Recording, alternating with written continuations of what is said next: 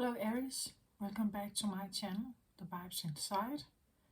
I am Mariana and I'm here to do a reading for you. It's been a while since I did zodiac readings. I try again to pick up my pace. I took some time for myself, needed that,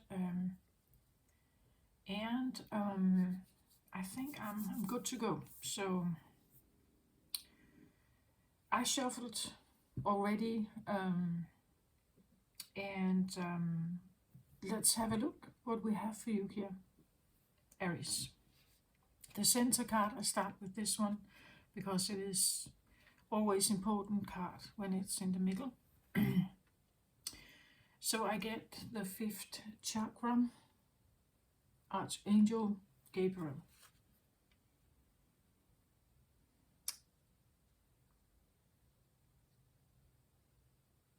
So this is throat chakra. We can see how it's lit up here.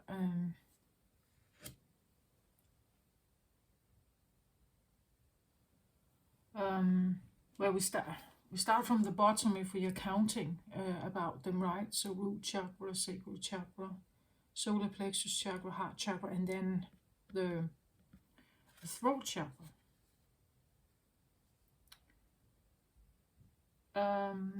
Throat chakra is air energy, light blue color. It is about communication, voice, having a voice, speaking your truth. It's about your identity, how you see yourself, how you see others, like how do you identify in the world, how do others identify you.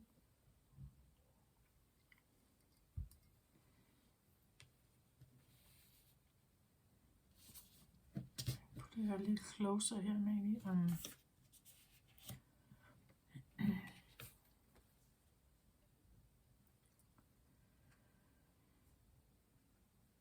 I think when I always feel like when the Archangel cards come out here, it's like there is some kind of guidance, that something around you is trying to guide you here. When you have an Archangel here, I also feel like there is a protection. It's like this bubble here around his head here. It looks a little bit like a diving mask, or like an astronaut, right? Being somehow, you could say, protected, or needing to, I don't know, maybe shield yourself a little bit. And again, if you feel you need that at this point in time, you should probably listen to it, right? That it's important that you may speak up and like say that I have this need at this moment, that I have to rest maybe, or I need some peace and quiet.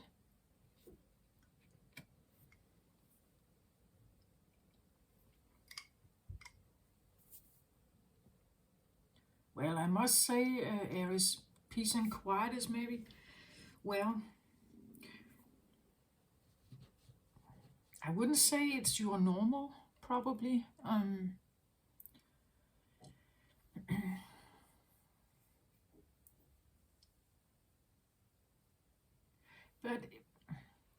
But you know, everyone can have a period where you don't feel all in.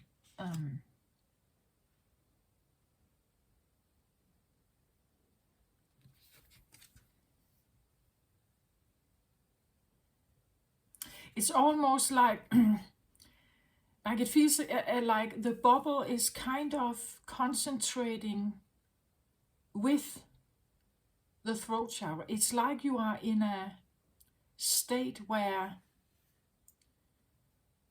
something is happening maybe to your voice here. Like, like practicing speaking up perhaps, or practicing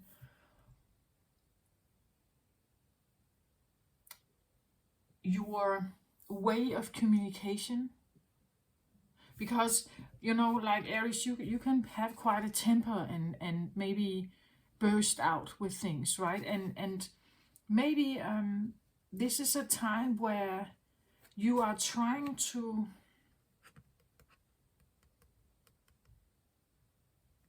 it could also feel a little bit like I'm trying to figure out the right words to say to someone, perhaps, right? So I'm in this bubble where I'm, like before writing a letter or picking up the phone, having these on-off kind of feelings. Should I do this? Shouldn't I do this? What am I supposed to say? Like,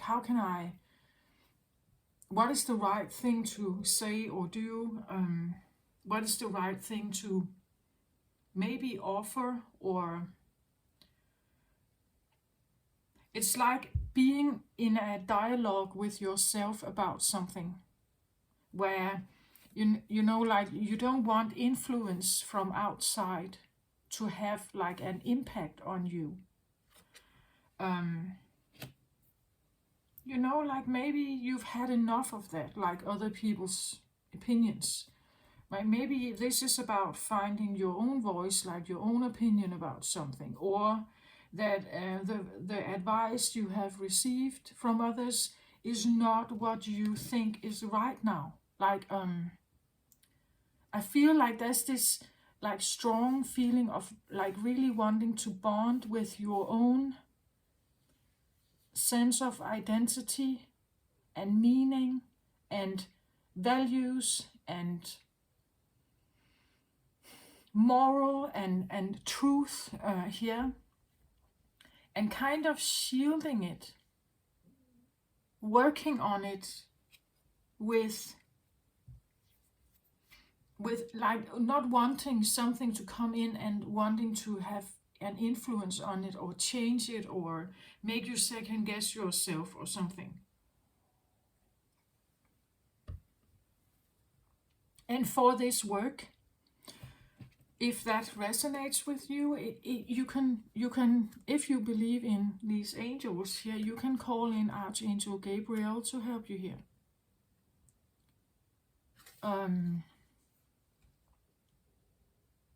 He would be a strong ally to have by your side while you are attempting to do this. So if this is maybe something you're going through, like it can be anything, like you're considering things at your in your job. You're considering the dialogue you have with your boss. You're considering the dialogue you have with certain colleagues. It could be this feeling of that you have been biting your tongue and you are considering, how do I, contemplating on how do I break the ice, or how do I get this message across, but I don't want to, maybe, again, Aries, you can be, like quick to kind of burst out with something. Maybe you are in a process where you are considering your way of kind of bringing something out there.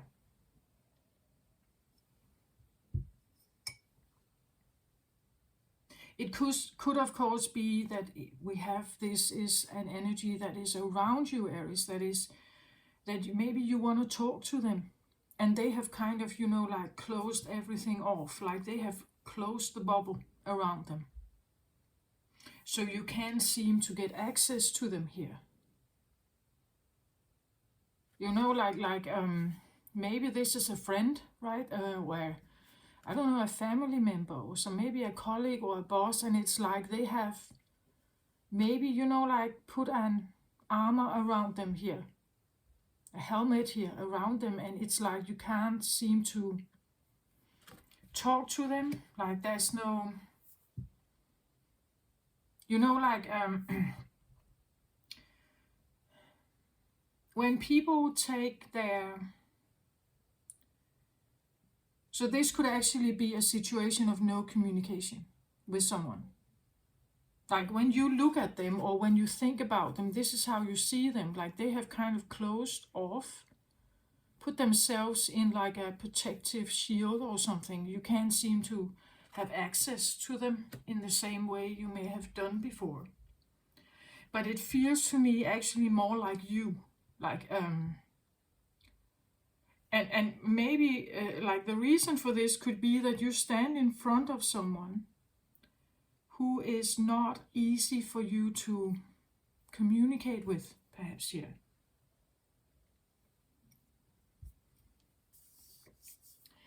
Can we have a card on maybe the reason, like, or like a personality trait or a reason for this?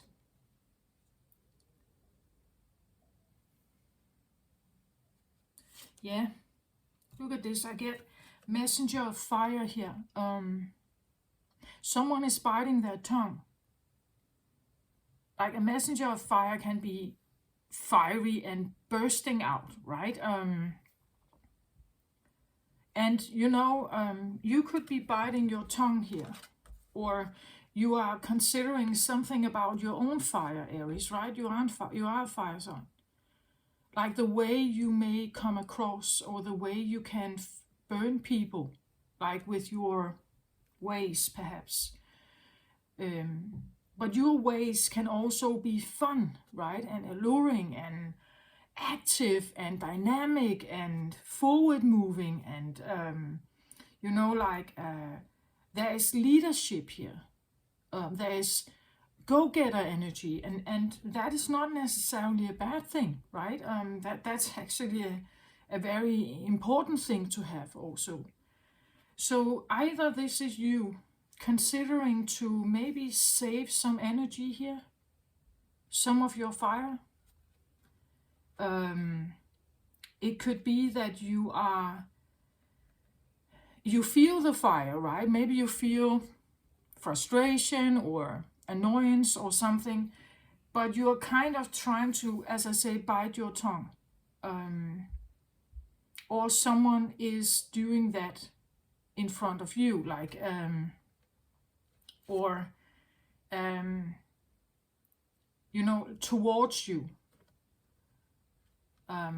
We could even see this a little bit, as I said, it's like a shield, right? That when something comes towards them, they are not affected by it. When something fiery here comes towards them, they're not affected by it.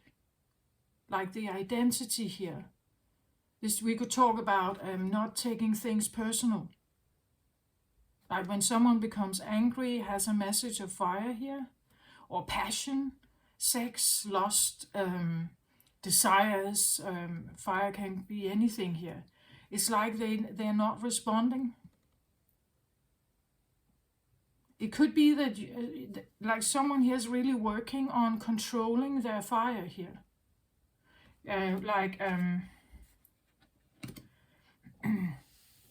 Controlling desires, learning how to somehow not be because desires can be great, right?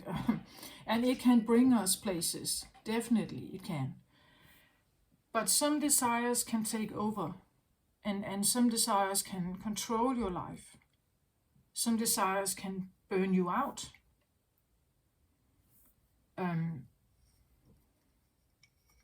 Right?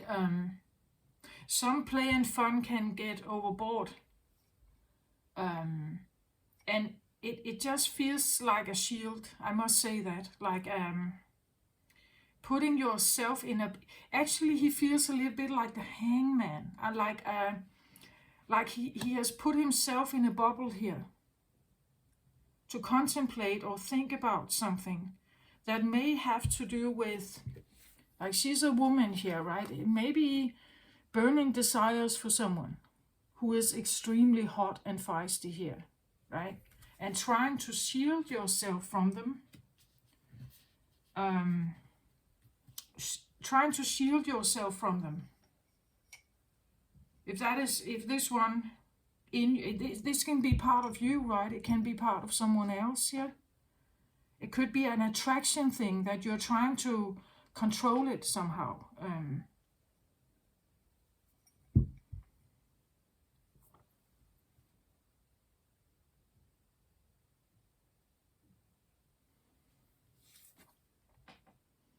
Like she comes across as like Lucia, with the candles in her hair here,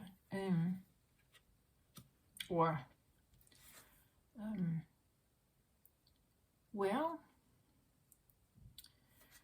I believe Lucia was she was a young girl that in desperate times crawled through the tunnels in war times and desperate times. She used the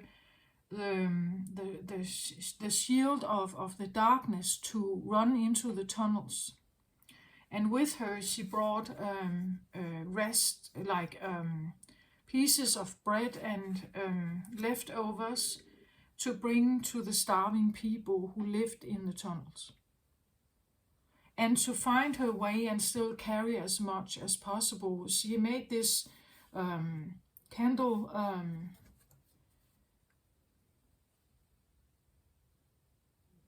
and because she was wearing it on her head, she could carry more. So she was seen as this, I don't know, like saint, right? Like she was this like young girl who had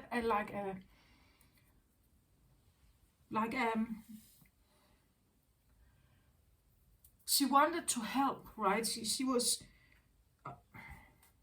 determined, like her willpower, her fire was determined to walk into those tunnels and present this food or the rest, like leftovers, what she could find or what she could gather, and give it to those who were starving in the tunnels.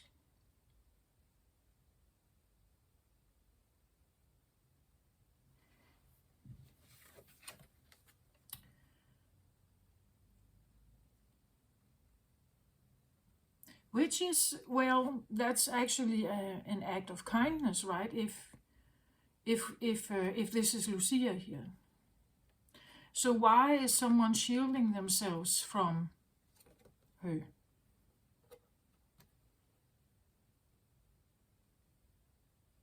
This could be a part of yourself,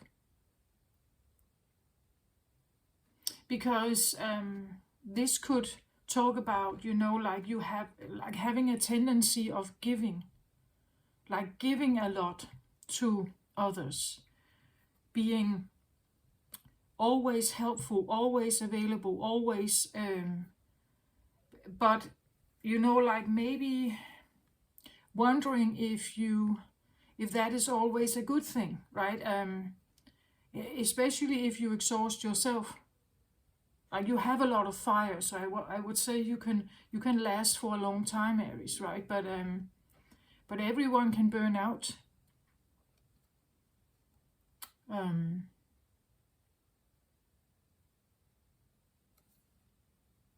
Yeah, there's a shielding here towards something fiery here. Something that has a will, like a determination about something. And the determination comes with certain thoughts, certain beliefs, certain values, certain human values. And someone here is maybe trying to shield themselves from, like this is what I just called her a saint, right? I called her a helper. I called her what can we call her?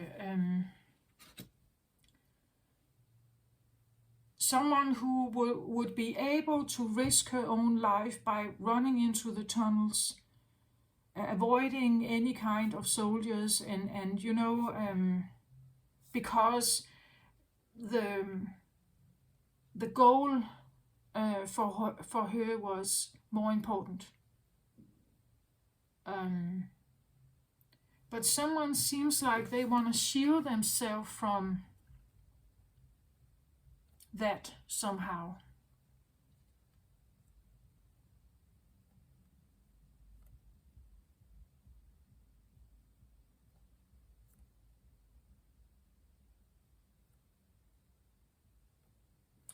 This could also talk about adopting this kind of, you could say, I would say like she is serving others in her approach to life. She did the things she did to help others, where she could have not done it. Like she could have stayed at home, right? She could have not done it, but the goal or the mission for her was more important. So this is like an attitude. This is something about how you see yourself in the world and how others see you in the world, and what you are actually actively doing, or kind of action you take or you don't take. So this could also be, like working on maybe being more generous, like this, like the throat chakra is about how you communicate, what you do, or what you say, how you identify. Like, do you identify as a helper? Do you identify as someone who uses their fire on being in service for others, for humanity, right? Or being in service for those who are in need? Or do you primarily do the things you do for your own benefit? Like I'm not judging, but this is what I see. Like either you are trying to figure out if you can, I feel like, change something, either the one way or the other, right? If we are always in the giver role, we can burn ourselves out. If we are always in a more self-serving kind of attitude, we don't have much of her in us then. So it's either or. I feel like either one way or the other. Like either wanting or trying to adopt maybe a little more of her here, like the ability to see others, and if someone is in need, I could actually go there and help them. But normally I don't, right? I stick to myself, I mind my own business or whatever. So this is something about, like she's more humble, you could say, in her approach. She's just in a position where she can actually help, and she's doing it, right? But some are not in that position. They cannot help. They actually need help, right?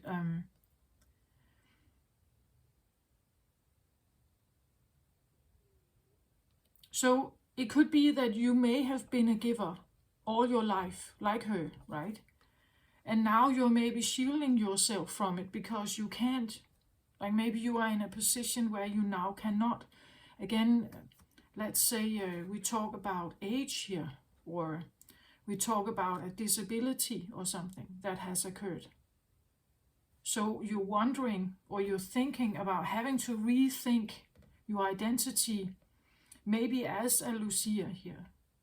If you have always been a Lucia, then and you can no longer be her, like you can no longer come to people's aid all the time and offer and risk your life, or risk your own safety. maybe you don't have the energy, or your energy has changed. So maybe you are in a position where you are, like changing how you see yourself also, like, because one thing is that you can't do it anymore. Like you literally don't have the energy. You can't lift your limbs, right? Another thing is to accept that state. Like that may take a while to figure out, because if you have put all your self-worth on this identity, then losing that would be like a crack in your identity feeling, right?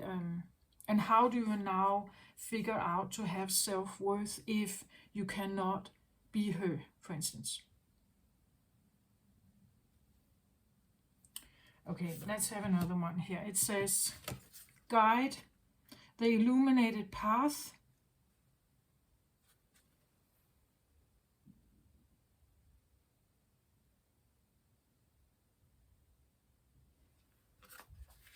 It's like you need, I said here you could call in God, Archangel Gabriel, and here we have guide.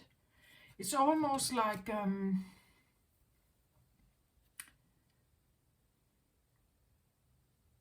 well, I want to say it could be that you feel guided to something, right? And well, you could be, you could have the feeling that you're forced to change something. Like if you had an accident, and like after that accident, everything changed something for you. But this could also be, as I said, like a hangman position where you're trying to like adopt some kind of traits, like taking in someone, like the way she thinks, the way she acts in a selfless way. If you haven't done that before, right, it would be something like or you haven't thought in that way before, it's definitely something that changes your perspective. It could be that suddenly you see things different, like you,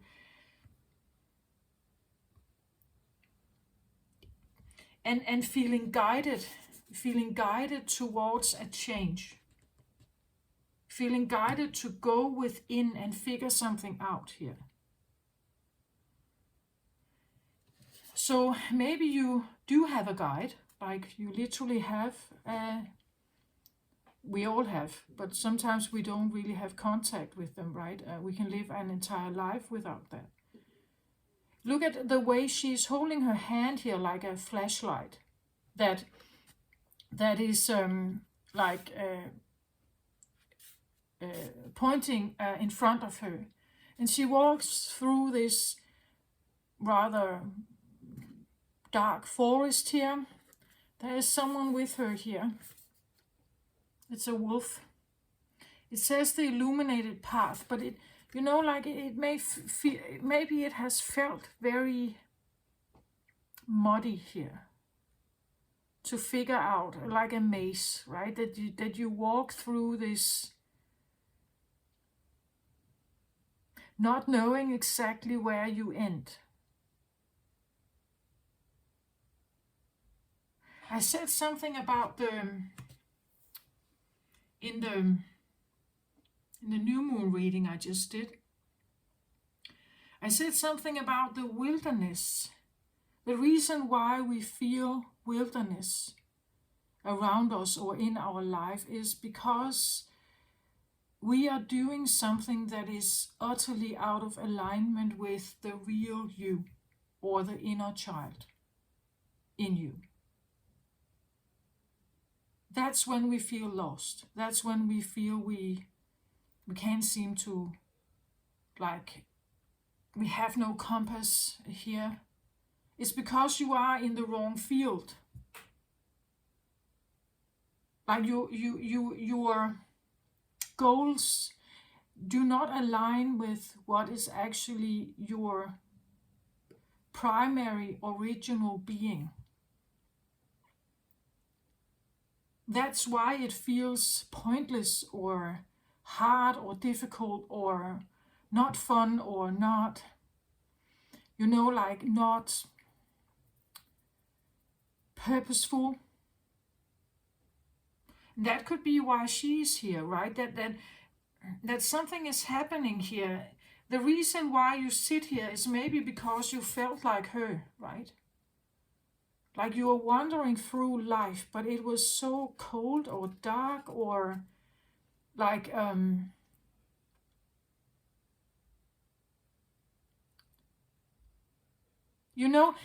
this could even be seen as Lucia, right? Not knowing she is one. She is wandering in the darkness. She is actually out there, but she doesn't know that what she's looking for are the starving people, the hurt people, those who are sick. And that's where she's supposed to put her energy. Maybe this one is just looking for money, or self-esteem, or fame, or glory, or something. And when she wanders out here, she can't find it.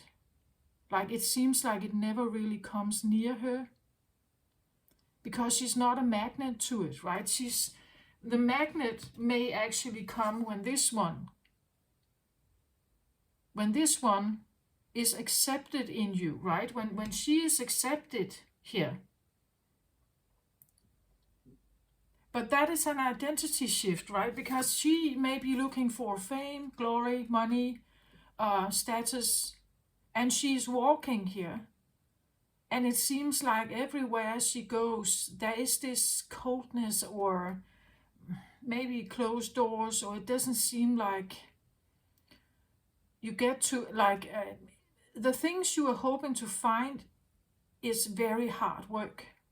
And it's very dark here and very difficult to like get through or get to the top or get your foot in or get goodwill or something.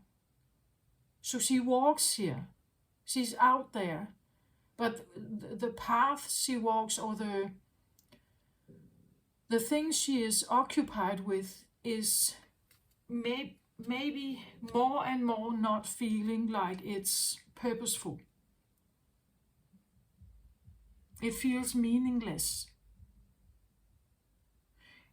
When you have this discovery, you are starting this illuminated path.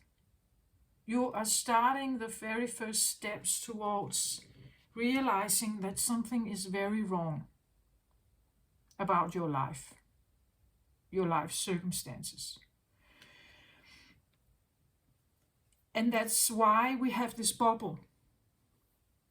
Maybe you're shielded at this point in time. Maybe you feel like you are literally taken out of the picture. I felt that for a while. Like, first of all, I had this like massive vertigo attack. I could literally not stand on my feet. I had no balance. I could not interact in the normal life. That is a way of being pacified. Like taken out of the game. We put you and we sit down, right? Sit here and just sit. And I did that for a very long time, actually. And that could be what this feels like. Like it's like I am in the world, but I'm not. I am in the world, but it's like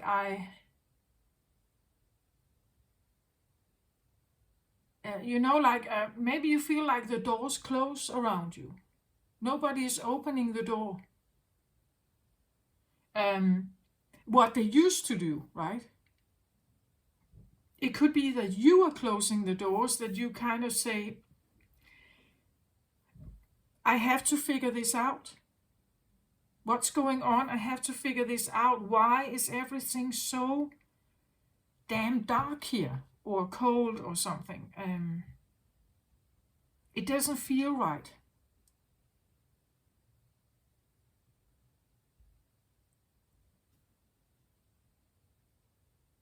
And she is searching. I feel like she has this flashlight. She's trying to figure something out. This could also be like you're looking for someone. You know, like maybe you lost contact with someone. You're looking for them. Maybe she looked like this.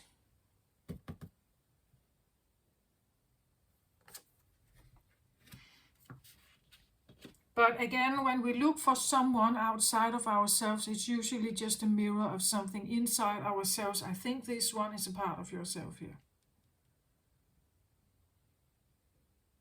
But she is, you know, like she represents something very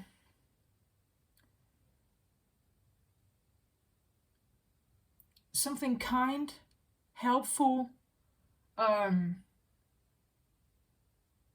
She is not, you know, like she's not thinking about her own needs first. She thinks about the pain that the people are in, that sit in the tunnels, are starving and freezing and cold and sick. And because she is not starving and freezing and cold and sick, she wants to help them. She wants to, that's like an inbuilt innate kindness in her.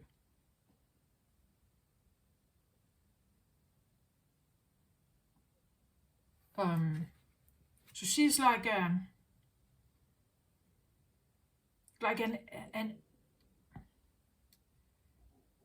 what's that called? Aid care person, right? She's like a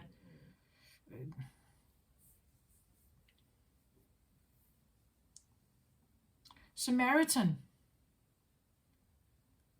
That's what she's like. That would be, if we talk about identity, that would be what she identifies as. She's a helper.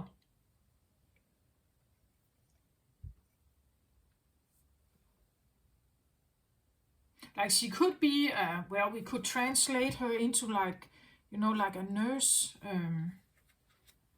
Maybe someone who works with, let's say, homeless people or something. You know,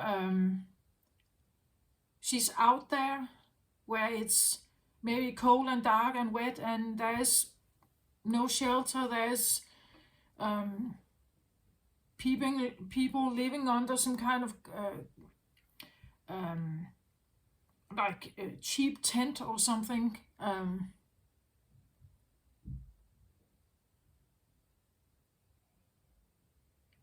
Someone who is willing to be there, even for, you know, like in the streets for, I don't know, people who live a life on the edge somehow. But she has made it her mission to want to help them, right?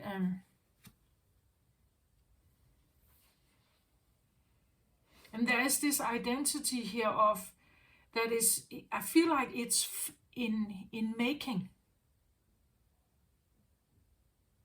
Like it's still molding. It's still like being shaped and created or adopted or aligned with or something.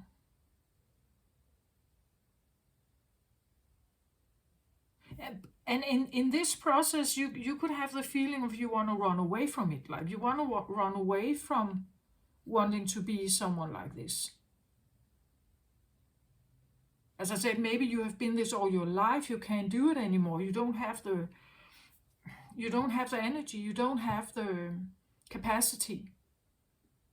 And something is shifting here. And again, if I can't be her, I'm kind of looking for what I can be then, right? And it just feels like I can't seem to find, like if I can't do this, then what am I supposed to do then? Because nothing seems like it makes sense It feels cold and with no meaning or pointless.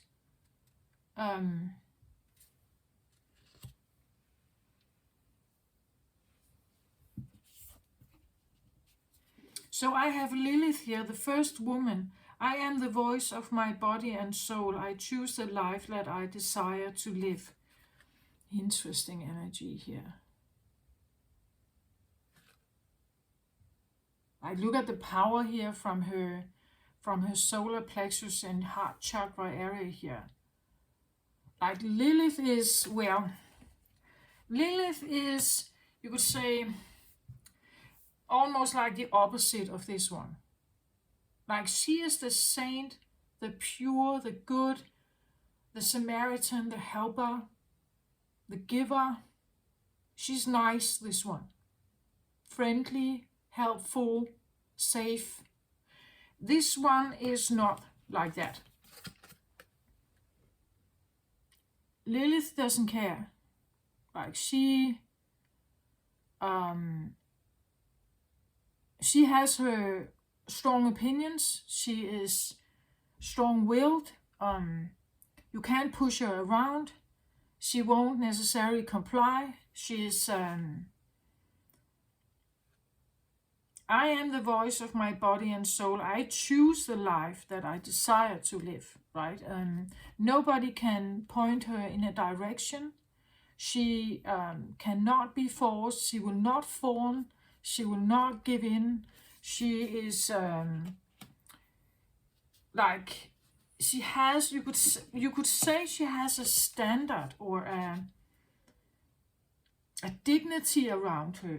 But well, Lilith is maybe most known for the story of Adam and Eve, and Lilith being Adam's first wife, and because she wouldn't kind of comply and fawn or submit herself to Adam, she was taken out of the picture, right? We can't have like a war going on between them. So we take her out of the story and then we create Eve, and she's more submissive. She would maybe be a little more like this one here, right?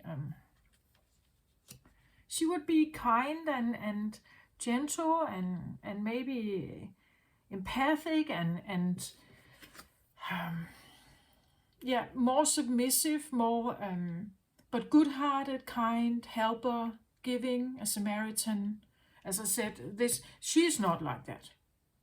Like she goes her own ways.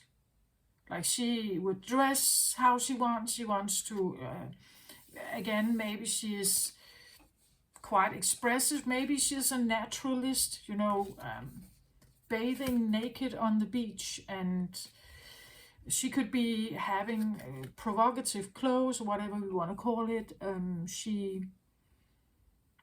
You can't bind her or try to make her fit in a box or something. Like that's not Lilith. Like she's considered like a dark feminine energy, but there's a lot of power. Not as in bad in it, not bad feminine, dark feminine. She's the rise of the feminine that has been rejected or denied or neglected or something.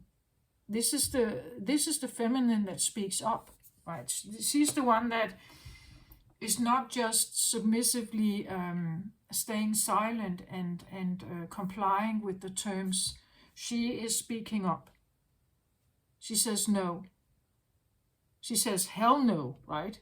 Or she says, damn it, I'm out of here. That is Lilith. And this energy I see more in you, Aries. Like this, this is what I want to do. I'll go and get it. And I don't really care what other people think. Or I ask them later, right? Or I ask for permission later. I'm going to do it right now. That's more Lilith-like, I feel like. That's more how you would and I see the problem here, right? I see that there can be like some kind of growing feeling that maybe you should figure out how to merge a bit of this. Because this one, Lilith, we know about Lilith that she's outside. She's an outsider. She's judged. Some even like identify Lilith with like being a demon, right? I don't care about that really. The point is that she is acting out. She says no. She's not complying. She can be chaotic, this one. And she doesn't mind, right? The point is that she will not comply. She will not be put in a box. You can't cuff her. You can't, she will fight you on that, right?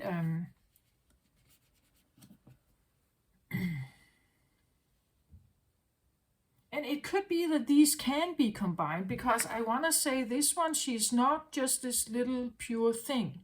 She's quite brave. She is meticulous. She is clever. She knows how to not be spotted by the soldiers when she is walking down or hiding, walking down the streets until she gets to the tunnels. She's brave to go in there by herself. She has no weapons with her.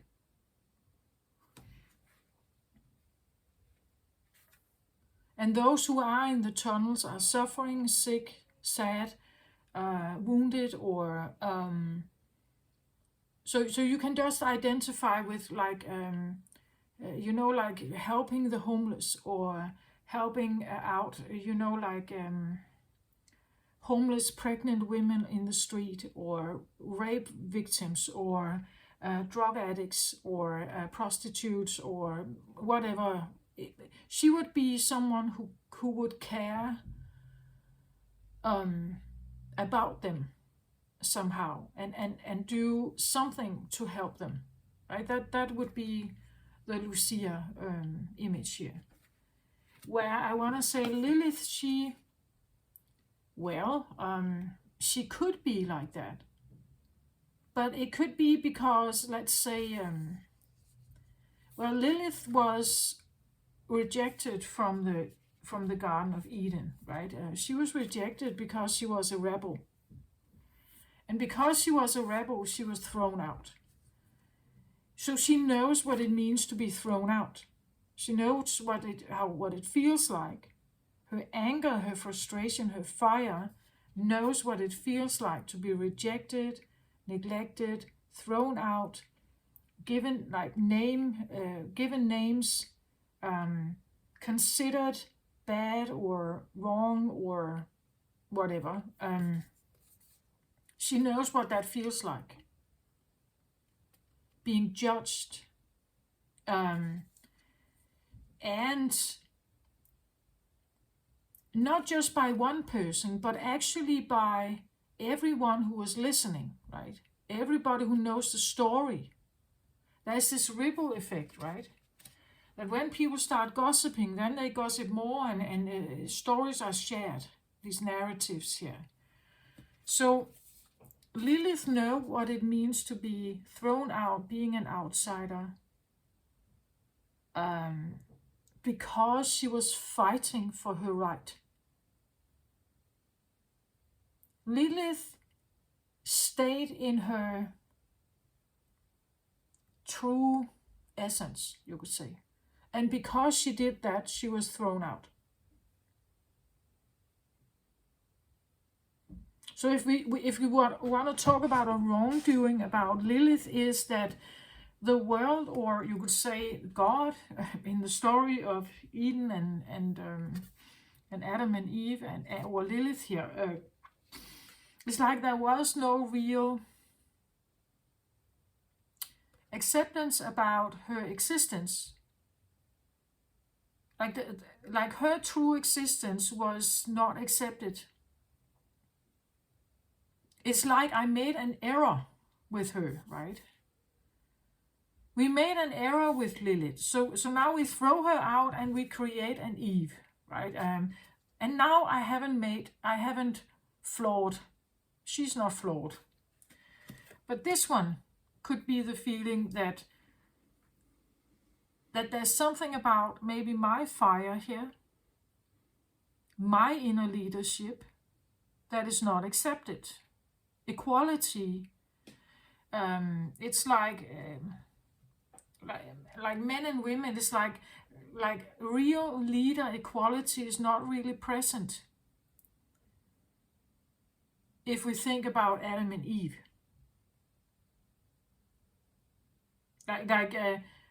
Adam should be the leader and Eve should be the follower.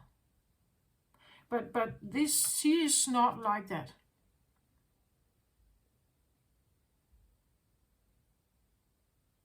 She would look at Adam and see him as her equal. Not more, not less. And she would expect certain things of him, as he would expect from her. But there would be, she would insist on having her own rights and freedom and everything. So this dilemma here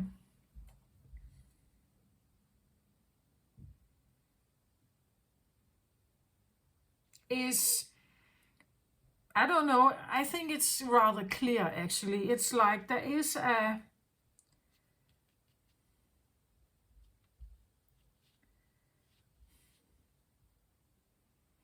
it must feel a little bit like a split, right? That there are so like different kinds of feelings going on here.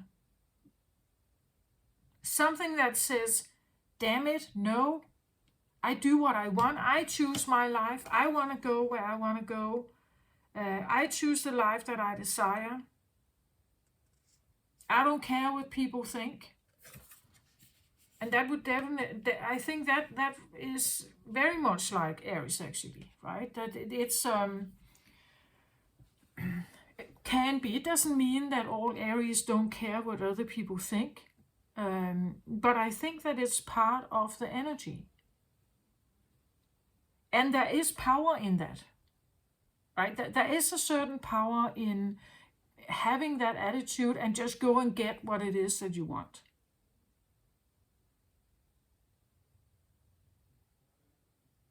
But you could say, having this attitude or this, I want to say firepower, it could be led into this kind of work. So if you want to combine these two here, I want to say, figure out maybe areas where you feel like you have been wronged yourself. Where Lilith come forward here. Where you feel you were wronged, or where you feel it was unfair, or where you feel you were not treated well, or maybe where you were cast out, or felt like an outsider, not accepted, not and figure out areas where you know that my inner Lilith will be activated here. There's purpose here. There's meaningfulness here. This should never have happened, right, to me. And figure out if you can, you know, like, because I've said this before, that sometimes if we're looking for purpose, it is the things that gets us out of the chair. Sometimes we have to become mad, angry, so frustrated, so angry, so annoyed that we can't sit in that chair anymore. We literally have to do something about it. Like this has now become so frustrating, so annoying, so too much, or maybe too little, that nothing is done, nothing is changed, nothing is, somebody has to do something. That would be Lucia, right? Somebody has to do something about this situation. I know what it feels like. So now I'm figuring out, how do I become maybe someone who can hone my fire and go and do something about it. right? And go and do something about it. And that would give you the purpose feeling that you may feel like you have been looking for here, but not been finding it.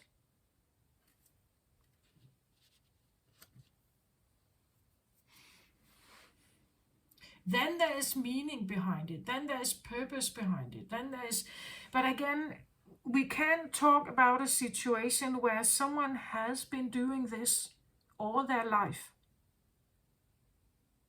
We could say like a social worker, right? Who has been working because they are angry about the system or something. They have been working and helping, but now, like due to some kind of situation, not able to. And how am I supposed to now move on then? It's like then I can't seem to find any kind of meaning or purpose anymore in my life. And it could also be someone you know, like a friend who talks to you about this.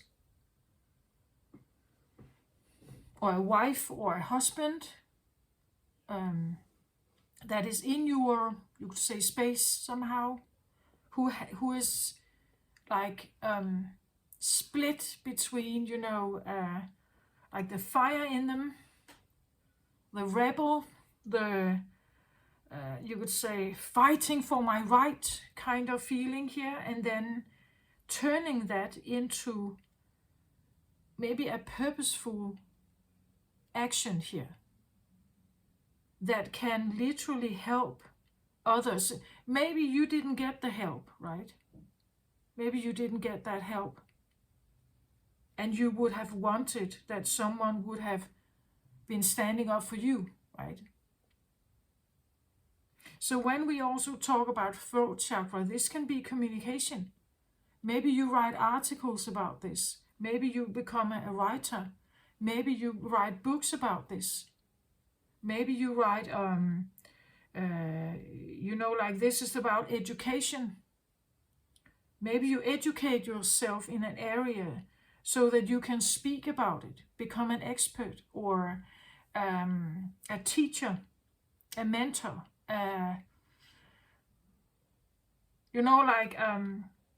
becoming someone who can be of assistance, with something that is where you yourself may have felt this is so out of line. Or, well, it can, when we grow up in certain environments with certain kinds of parents maybe, and there may have been abuse or neglect or drugs or anything, you know what that means. Maybe you know how neglected you felt. And you can turn that into a very purposeful, meaningful, helping job.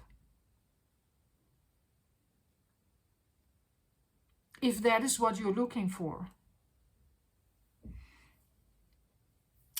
Can we get a card on Lilith perhaps here? On Lilith. Yeah. I thought actually about this card and now it's actually coming out here. We get the blade, right? The blade is sword energy. Again, it's something about what you're saying, what you're communicating, a sharp tongue, maybe. Lilith would have a sharp tongue here. She would be a little more considerate here. Like she has a strong opinion and would burst out with it. She would never hold back, Lilith here. But this one, she could be actually a rather good listener. Like she would be hearing what it is that people are saying.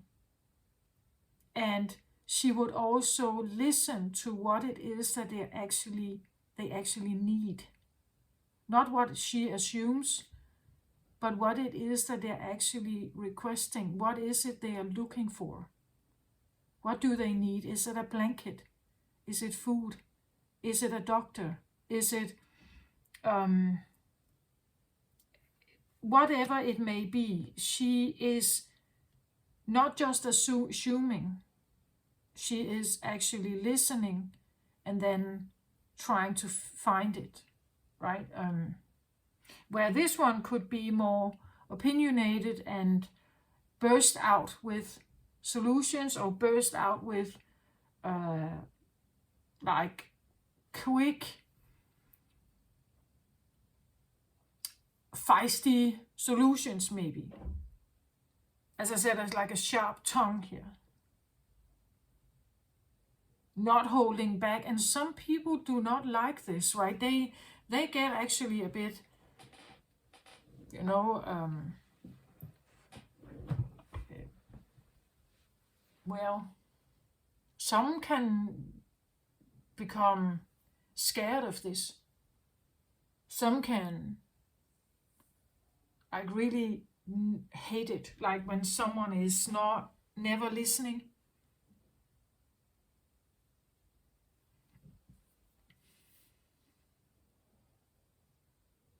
Some become sad about the communication because they haven't, you know, like a good shield maybe. Like this way of communicating can create enemies. It can break down walls. It can be very powerful, as I said, but it can also create enemies here. So I feel like whoever I'm reading for here, it's like there is a consideration about this fire here. How to yield this to your own benefit and with the right purpose, so that you actually direct it, like the frustration or anger you may have is actually directed into something constructive, something that is not just gossip, or, you know, like not just a sharp tongue among your friends about politics or a topic of some kind. It's like wanting to figure out, how can I change this circumstance so that I may adopt, you know, like adopt some traits here.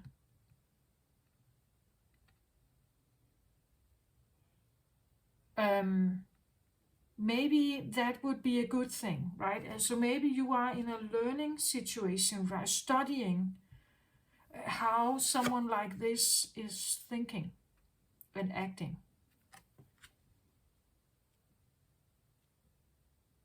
It could be that you're shielding yourself from it, right? That that everybody who wants you to be like this,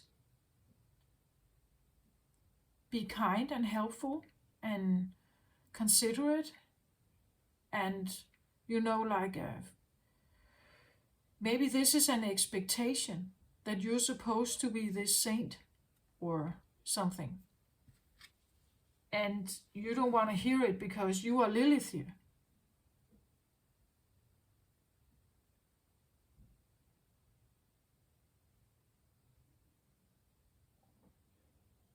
You know, like you could have been brought up to be the saint here, be a giver. I think about the film called Divergent, where the main character, I don't recall her name, but she is raised in one of these factions where she's actually raised in a faction where you are supposed to be a lot like this.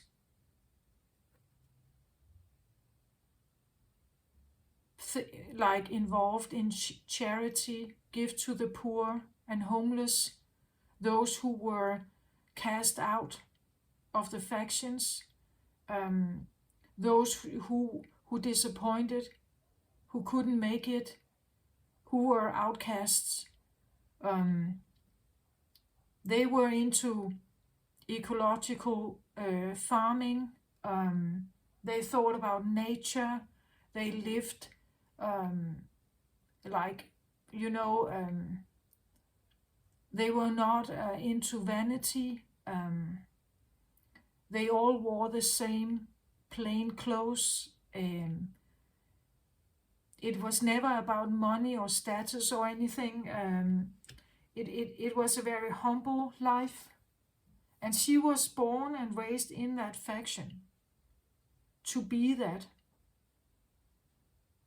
But when she was given the choice to choose herself, she chose another faction that were actually much more, I want to say like this. It was I think they called them the faction that was acting like police. They had to be fast, they had to like be physically strong, they had to be fighters, they had to be strong-willed, not a pushover, right? Not something that, so they needed backbone, they needed spine, right? They needed like confidence and strength and physical power, and they needed to be strategists, they needed to be clever, right? And it's two very different things. So if you have been raised to be like this, but you're actually more like this, and again, like that different, this other faction that she joined, it was where there was kindness in this one, right? But there were rules to follow, to kind of be this humble, giving person who helps the poor, right? Where this life with the other fashion was much faster. It was much more dramatic. It was much more, this was more peaceful, or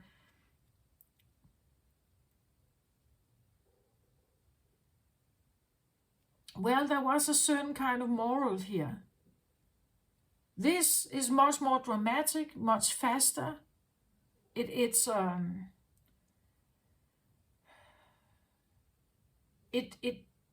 requires a certain temperament to be able to like this and be here and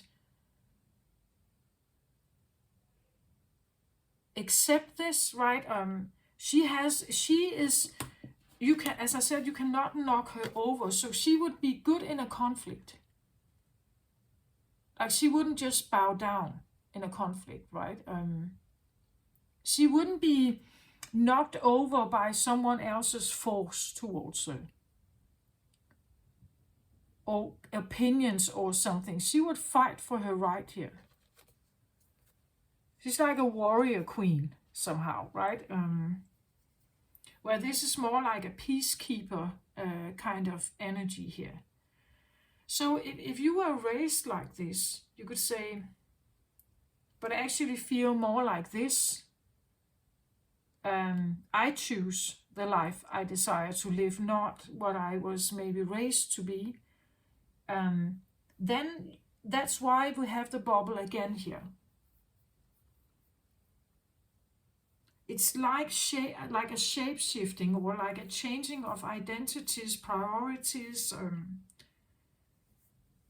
Again, maybe if you have been acting like the peacekeeper here, and you have been walking through life like that, being kind and gentle and understanding and a good listener and a friend, very friendly, very helpful, and you've been doing that all your life, but it has never really felt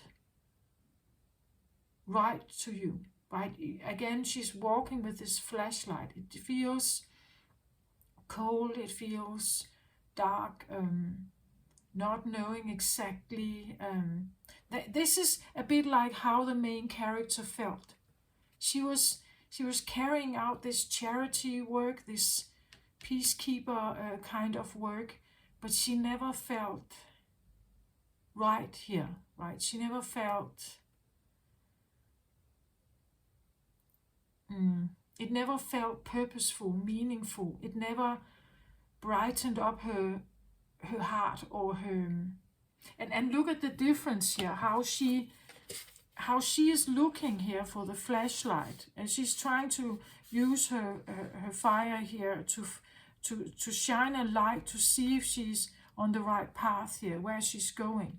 And look at the power that shines from her. That when something becomes purposeful, it feels right, it resonates, it's so clear, then the fire is burning here, right? The flame is on. Where this one feels a little bit more like, there's no flame. The flame is given by someone else to follow, but it's not really your flame.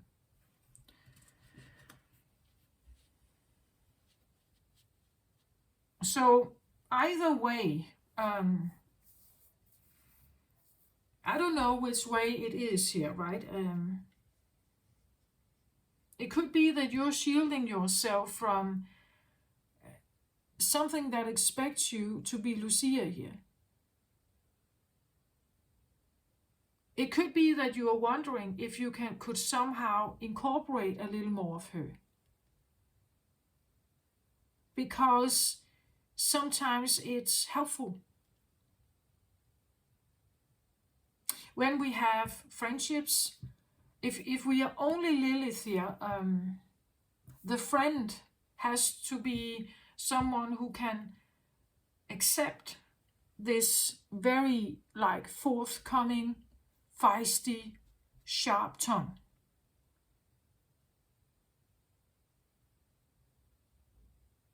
And you could also say it the other way around, like if you are like this and you meet someone who is like this towards you, how long do you think you would be friends? That's why I say maybe it could be a good thing to incorporate a little bit of her here, because she is allowing for a little more balance. She is allowing for understanding others, where she is much more in tune with herself. This is very self-oriented. This is very other-oriented. And I don't think that either of them is necessarily to be chosen. Like if we could somehow incorporate a bit of both here, or both, that there could be a little more balance in your life, especially if you, as I said, if people walk away from you. Like maybe this sharp blade here is too sharp. Or you have found yourself ending up having, pushing people away. They choose not to be around you. Like when they meet this blade here, this can be like a defense. And the interesting thing about Lilith here and the blade Lilith represents the woman that has been wronged. She has her innately in her, this equality thing. I am just as important as Adam. That's kind of inbuilt in her. But then when she's wronged because of it, she can become angry, rageful, revengeful. And this is where this blade now cuts very, very deep. She can be aggressive, violent, because she has been wronged. sometimes to state a point, we may need a little more diplomacy, right? That if you want people to listen, you may need a little bit of diplomacy instead of just, like bursting out all your anger. Depending on what it is you want to achieve. And whether it's actually purposeful, is it meaningful? Do you feel like you get a better life out of it? Do you like being angry?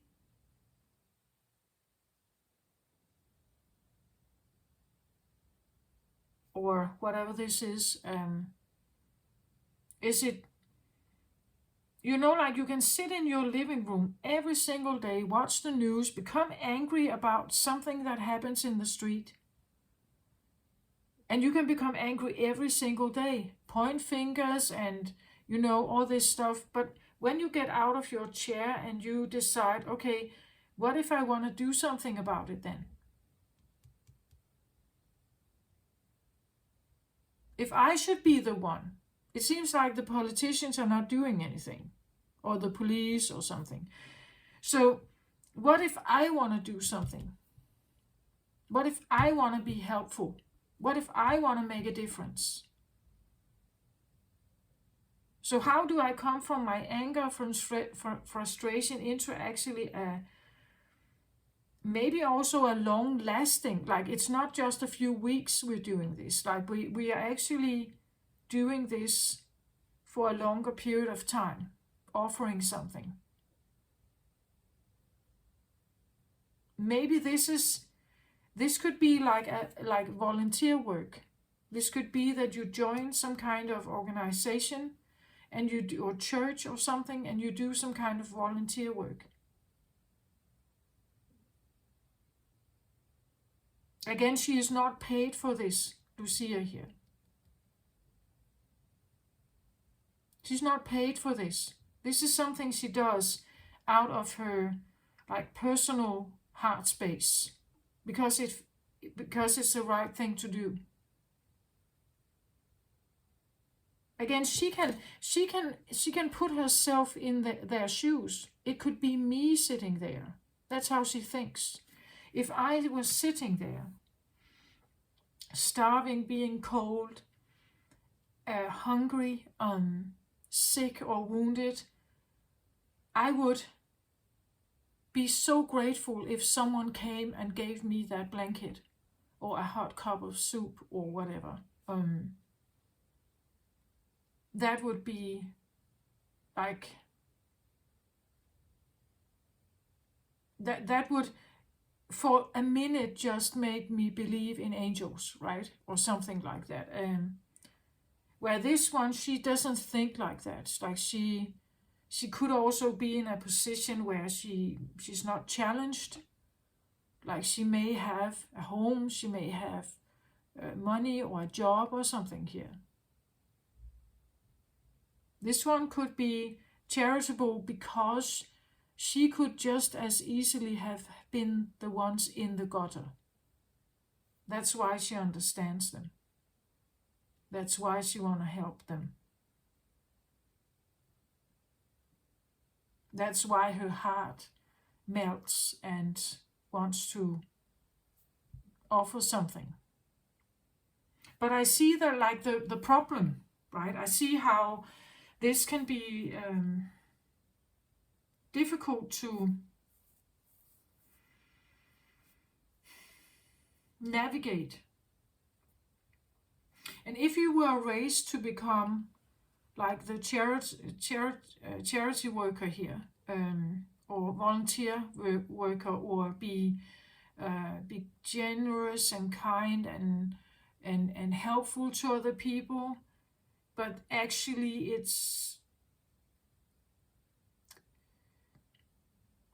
well, it's like if it doesn't feel right, like if you it just feels. And now again I get this Divergent film, right? She did she did these shows every day. But it's like she was not really present in it. She was not present in it. And it felt not right to her.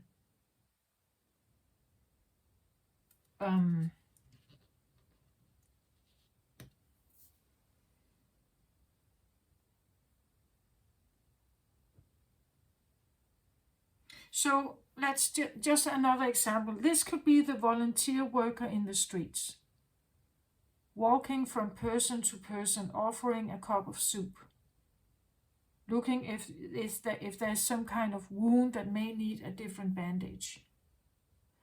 Where Lilith, she could be head of a like a Red Cross division,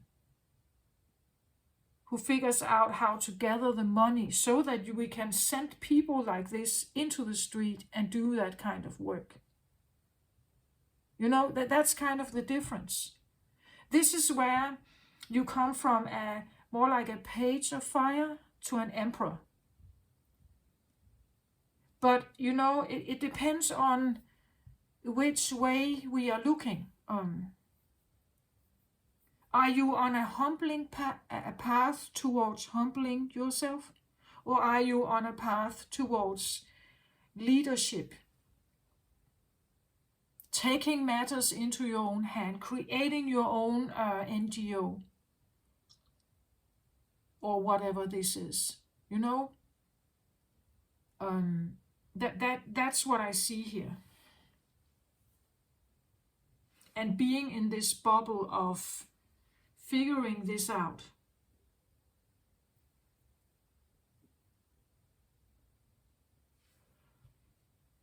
Can I get a card more on the guide, please, here? The guide.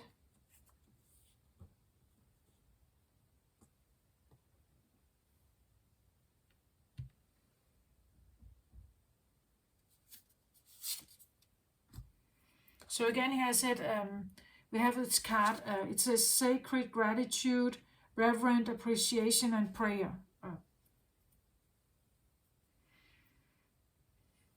Again, I get the feeling of like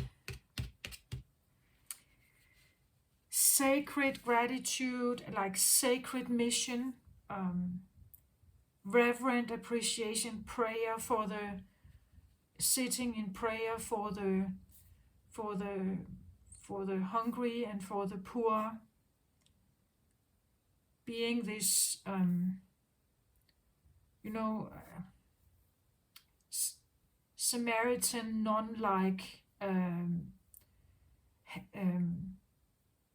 humble helper. So having this on one side of you in your mind space, and then having this one on the other. Like this Lilith could be like a politician with the blade here. She could have like very strong opinions, like really wanting to join like politics work, or as I said, creating an NGO, deciding like, I'm done with the ordinary system, right? I'm gonna do something about this, and finding that inner power to do this. This is a more humble, again, prayer. I don't know, church maybe.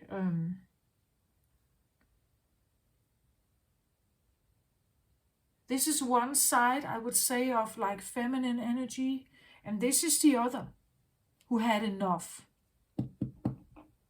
Time's up, right? She would say, done. Now I rebel because nothing is happening. This doesn't help. So now I become this. That's how the energies work, right? We try with this, and maybe, and if it doesn't feel right, then I change my course here. I change the game. I change the rules by now being rigid, rebellious, out of line, maybe provocative, maybe you know, swearing, cursing, not wanting to agree, not forthcoming, you know, things like that. Becoming an opponent, where she would look for peace and harmony. This one would maybe look for war and conflict. Or she would know that when she steps into this role, she will create war and conflict and disalignment. But it is done to make a point. It's done to achieve something.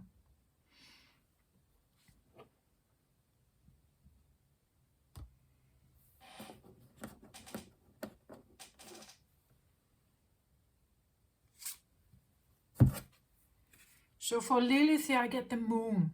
And of course, that makes sense. The moon energy is definitely, as I said, she can be considered like a darker feminine energy, not a bad, but a rebellious feminine energy here, which is more moon-like, right? This is the side of us that we may not necessarily show, right? But it comes forth when things have spiraled into like enough, when things have become too much of something. This is where, and the moon can even, as I said, like the moon can be a trauma. The moon can be a secret. Maybe you are more like this secretly. Maybe you're actually more like, I don't want to go on the streets and help these people. If I want to help, I want to sit as the head of the NGO. I want to sit and figure out the numbers. I want to, you know, like do the logistics of something. I have ideas how to raise the money. I wanna be in charge of something here, right? Where this is the humble street worker, right? Or the nurse, or the nun, or kind of saint-like Samaritan kind of energy. This is the one who said, I don't want to walk the streets. I don't want to get my nails, you know, like dirty. I want to sit in the office. I want to do my own thing. I want to do what I desire. Maybe it's a secret. As I said, maybe you were raised to be this one, as in the Divergent film, right? Maybe you were raised to be like this, but actually you are more like this. I want to live a life of desires and fun and joy, and I want to cut the ties to the things that I have been told. That could be your bubble here. Why you are in this identity thing, this shift thing of something. Reclaiming this, like maybe leadership here. The moon can also be, you know, like the things we don't speak up about, right? Because it was not wanted, like around the dinner table. Like if you wanted to say, I want to be, you grew up in a family of social workers and helpers and aid people and everything here, Samaritans here. And you grow up here and you want to say, yeah, but I want to be like a rich engineer. I don't care about the people in the streets. I just want to like build my own business. I want to be rich. I want to have glory. I want to have fame. But this you couldn't say that, right?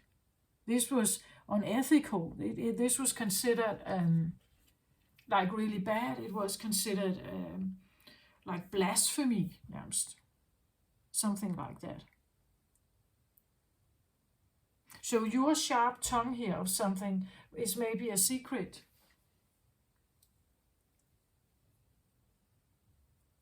Right? It could be a secret, something unspoken, or as I said, it's still molding. It's still, you know, maybe it's unspoken about. Again, you have put yourself in a bubble here. Like maybe you are aligning yourself with the idea of something, but you are not speaking about it, you're not communicating. Like that could be why we have the moon here. You're not saying anything to anyone. I believe that, well, if you've been raised like this, but you are actually more like her, there could be a lot of feelings here. It could be shameful to be her. There could be guilt associated with being someone like this. And you also know that if you claim this, you will be Lilith. People don't like someone who's not kind like that. It's almost like you become the villain of the family, you know, like the black sheep or something, for choosing a different lifestyle, whatever it may be for you. As I said, it can be that you were raised to be a giver and everything, but maybe you don't have that capacity. Let's say you are, maybe you are an autistic introvert. Like that, then you would really have a hard time being out there in the midst of where the bombs blow around you, and you know, like being this aid care person, medic aid care person out in the bomb field where everything explodes and is ruins and smoke, and you know, if you are like that, you can't be in that environment. Like if you are, as I said, you have an autism spectrum disorder and you are a strong introvert, very sensitive, you can't be in that environment. Like you won't last there, right? And of course you could have been raised to become this, or be like this, or identify like this. Like this is my home, this is where I come from, this is the social setting. All my parents' friends are like this. They all send the same message, you know. But you sit here and you're just like, but I'm not like that.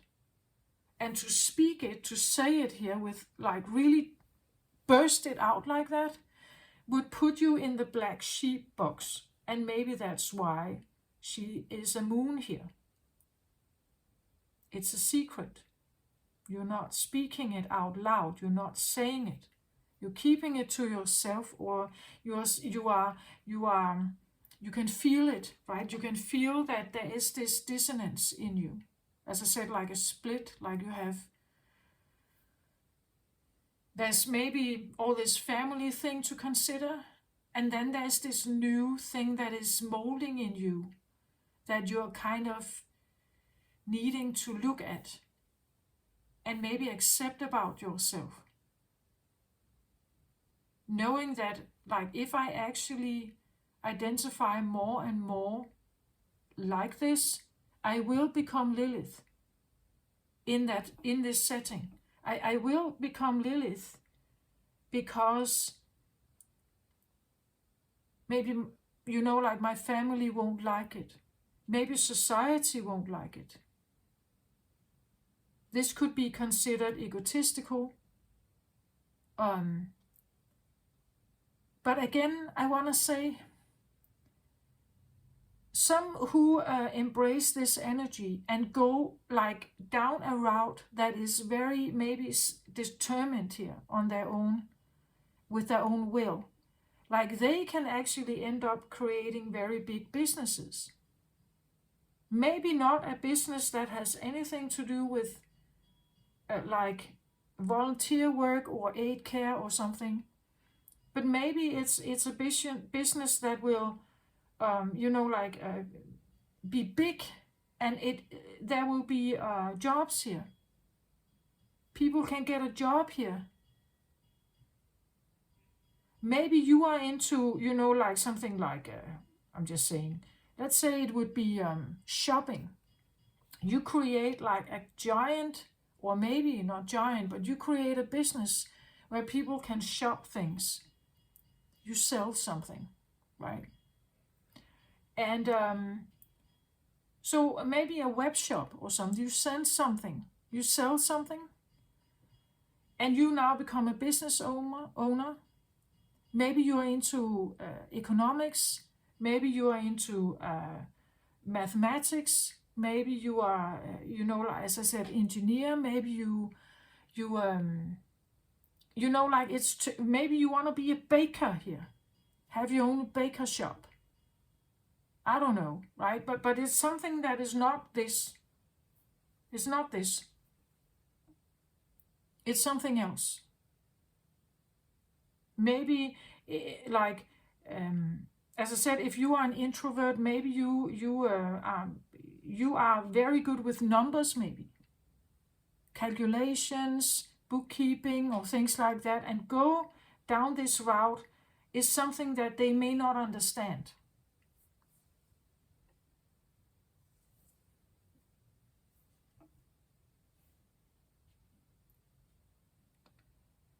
So moon energy can be, like there's like to become her or align with her. There are certain aspects of her, as I said, she is considered in like general terms in society, she would be considered like a bit of a chaotic feminine energy because she cannot be controlled. You can't put her in a 9-to-5 job. She will not comply with it.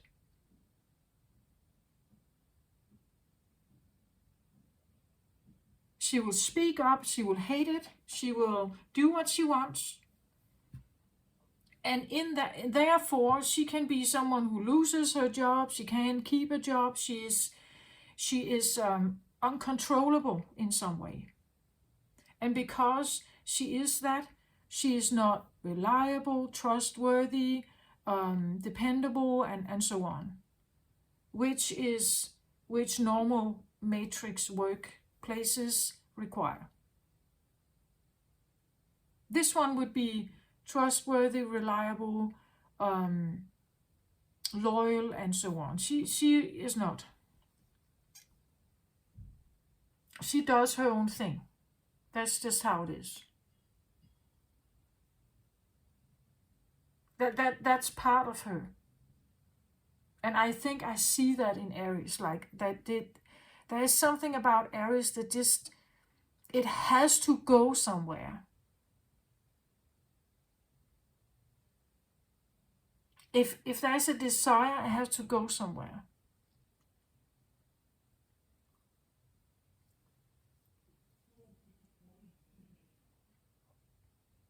Like this can be anything, right? It could be an addiction, a tendency to something that is out of control. It could spiral out of control. It is harsh maybe here. Blade is usually about speaking truth. It's about not keeping secrets, actually. It could be like a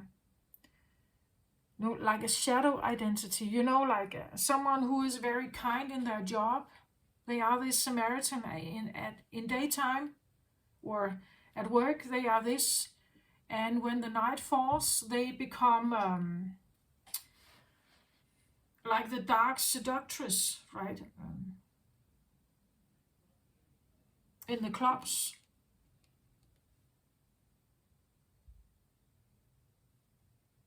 Or she has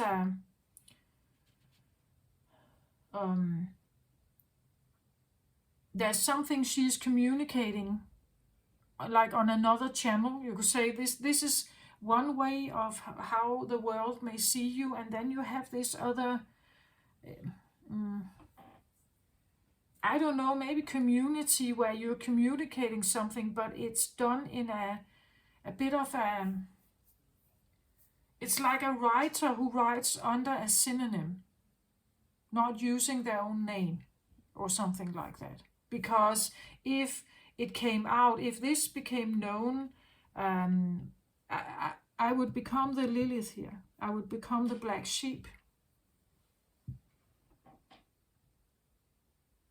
So it's like handling two different lives, or having two different lives, or changing from one into another, from this to this, or this to this, or like trying to merge it a bit more.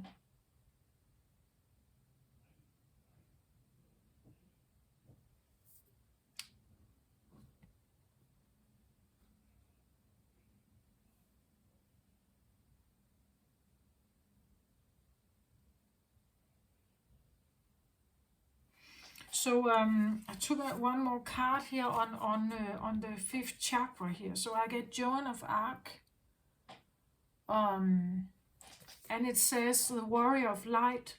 I have a steel-like faith in myself. The angels armor me with conviction. So we see she is a feminine here, right? But she is a warrior feminine, so more like Lilith here, right? She is maybe it takes, like a warrior attitude to shield yourself from something, or to insist on your bubble, like insist on this time where you're figuring something out. Maybe you are shoving away, other things in your life to become Joan here. Like, she was quite a character, right? She was like a female soldier, totally and utterly convinced that she had to be in these wars. She was fighting with her heart and soul and everything for like a specific purpose. Like, being a female soldier was not normal, right? This was so out of character, very Lilith-like, actually. Very breaking the rules, but she was, I believe there was something about, if I could remember correctly, please correct me, right? But wasn't there something about, like, she felt guided by God? Like, it was burning here in her, right? To fight for something. I have a steel-like faith in myself. The angels armor me with conviction. Steel-like faith in myself. Right? That is like a very, very, I want to say, strong confidence and faith. Like trusting in yourself, trusting in like that, where the fire burns. There's no fire burning here, right? She's kind of in the wilderness here. This feels a bit like, I also want to say, I think there's a dimmed light with this. Like, the passion in you burns much stronger for something else than this.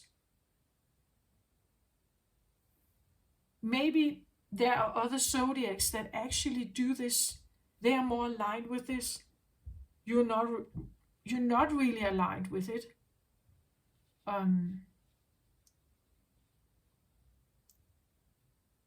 You don't want to crawl in the filthy tunnels to help someone who is hurt. Like, I feel that it's something about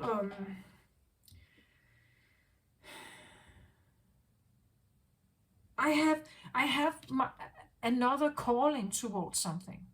Like, look at how I feel like Joan. There was something about, she felt so guided by God to fight for something. She felt it in her heart, right? She was very, and you couldn't stop her, right? That's the Lilith energy, right? That there's something here to be fought. Look at the flame or the fire here, right? That it burns in her. It burns in your soul. to do something, I feel like, different here than what you may have done in your life, right? Again, maybe you have lived a life that is really not you. Like, it's really not you.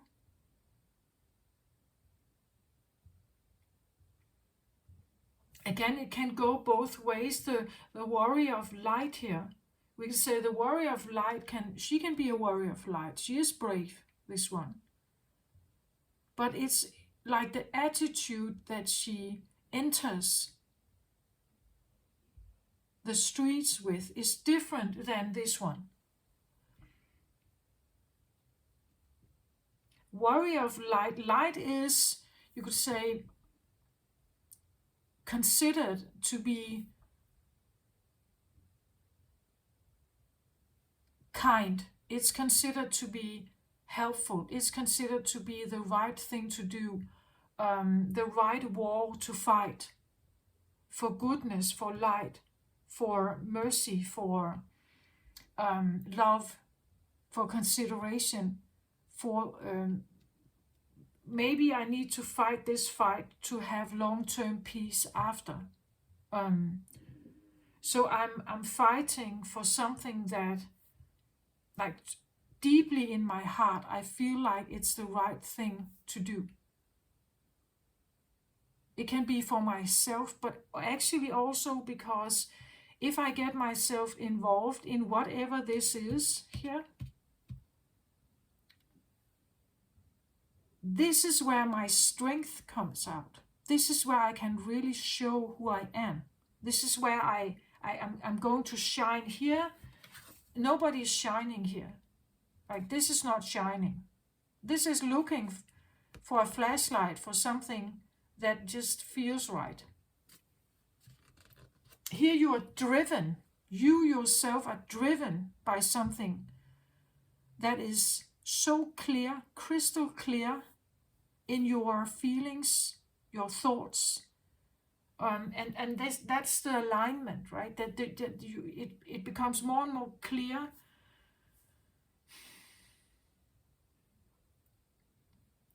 that you have to stand up for something. Having this steel-like faith in yourself,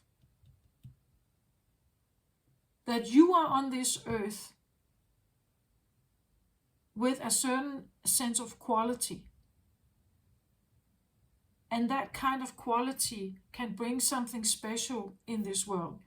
But if you are not living in alignment and you are the street aid volunteer worker here, it's not who you are. Someone else has that. Like when they come in this world, as I said, it's like an innate, inbuilt code, you could say, in you. And as a child, it would have been showing yourself. Maybe you have been quite a feisty child, right? Like maybe you had a lot of fire. You were involved in many different things. Maybe you liked, you were like very self-driven. Maybe you didn't have time for other people, right? You didn't think about them that much. You were quite engaged with life and what was out there and what was supposed to be maybe conquered and figured out. Maybe you have, as a child, you were maybe very active, very athletic, very strong, like physically strong. Maybe you were good at, like you were like a parkour child. Like you were mastering many of these maybe physical aspects. Maybe, as I said, maybe you were good at mathematics. Maybe you were good at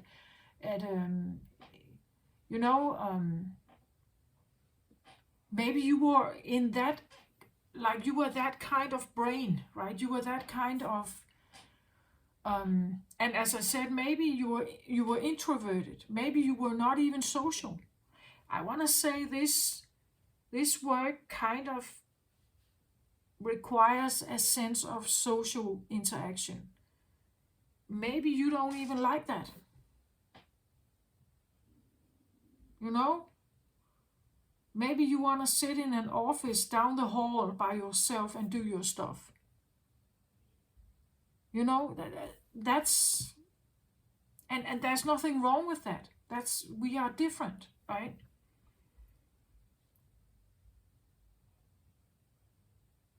And I feel like somehow to create the bubble, to maintain maybe distance to the things you really don't want to have in your life, that requires a sense of conviction, like a steel-like faith that what you are feeling is not wrong, right? What you are feeling innately in you is not wrong. The angels armor me with conviction, and actually I feel like that. It's like there is a shield here that is protecting you in your growth process here. The more and more you align with your heart, or with what I call the God voice inside, like the voice that is like kind of calling you forward. And not everybody, I most of my life I haven't had that. I didn't know what that was. And I was pretty like intrigued with people who knew. Like when they were 8 years old, they would say out loud, I want to be a biologist. And it was not just something they said, they actually became that biologist or firefighter or whatever. They actually did it. It became like they marched right to it. I never knew. I never had like this compass, this direction. As I felt most like the her here, right?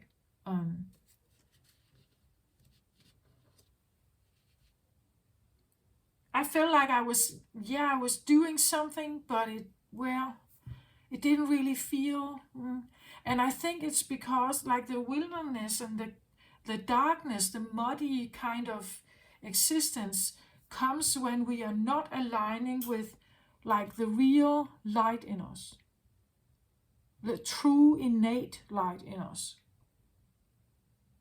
When we become more clear about what that really is, even though it makes you the black sheep, you are only the black sheep in that family. Someone else will get you. Someone else is like you. Someone else is doing the same thing as you.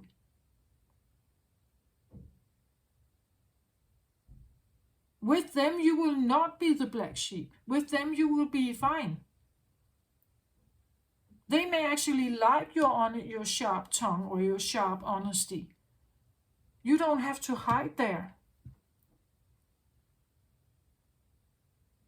But sometimes we have to become like Joan here. We actually have to fight for our right to be trusting ourselves. Even though you have to go in a totally different direction, and every advice you have received, you can't really use it. Because the advice comes from maybe like this tone or this kind of vibration, this kind of like worldview. But it's not your worldview, I feel like here. Especially also with Joan. It's like you are armoring up somehow, Aries. You're armoring up to differentiate yourself from something that was.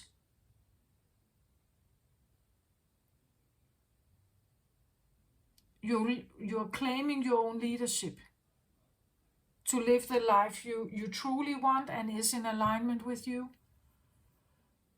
And maybe there will be splits with friends or family or something. Maybe they will not get it. And that's why you need that steel-like faith in yourself, because what all other kinds of criticism is not supposed to knock you over here.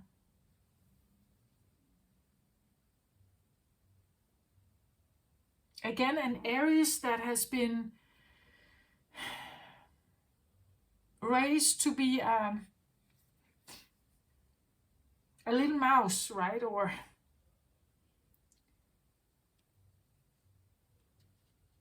that is, I have that with all the fire signs. It's like underestimating that fire is, and not appreciating it is really bad.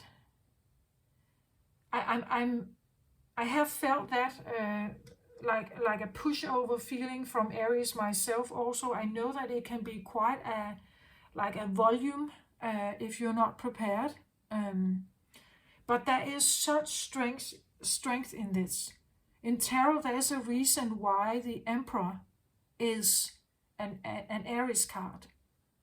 Like it takes like a steel-like faith and trust in yourself, right? Being very real with yourself here, and speaking it or saying it or identifying with it, and then go for it, even though it may mean that you have to split something up. Otherwise, you live a half life, right? And that's why it feels like this. And I'm talking from experience. Like at some point, something else has to kind of start to show itself. Otherwise, you are kind of in this wilderness, staying there.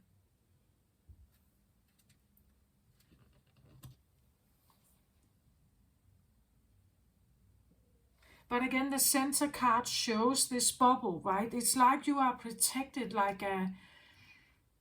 if you feel you resonate with this, that you're struggling with figuring out which way to go, your life doesn't make sense, or it has not been making sense.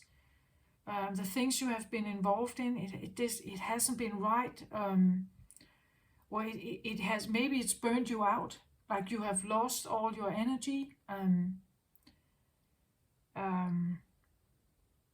Like when someone gives to others, they cannot necessarily at the same time also be very selfish.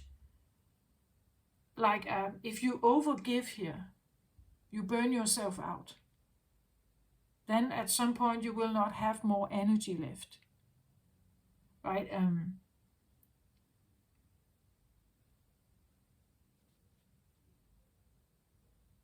Especially when we are doing something that is where we can't find that inner alignment, right? That when we can't find that inner alignment, there's nothing, like cognitively we would know, yes, a medic care volunteer is like, that is a good thing to do. Like we could have the arguments, right? It's a good thing to do, it's a kind thing. It gives you goodwill in society. People like that. You are a volunteer worker in church. Oh, we applaud you, right? That's the kind of thing. So you can find the arguments for staying there. And maybe not so much the arguments for leaving, because there can be this gaslighting thing going on, the flying monkeys coming after, all the gossip. Oh, he left church. Now he is like on this dangerous path of blah, blah, blah, right? But that's why the steel-like faith has to be there, right? You have to work on it. And maybe that's also why the moon is here, that it's still kind of molding and switching and turning and shifting, and that's why you have the bubble. That's why you need the bubble. Maybe that's why you need also to shove people away or create a little distance or something, because you are actually changing your identity here. And this can be very confusing, right? And bring up a lot of like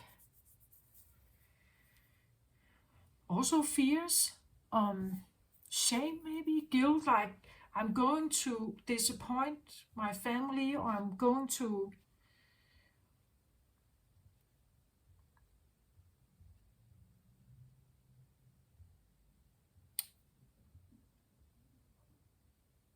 I will be maybe on my own.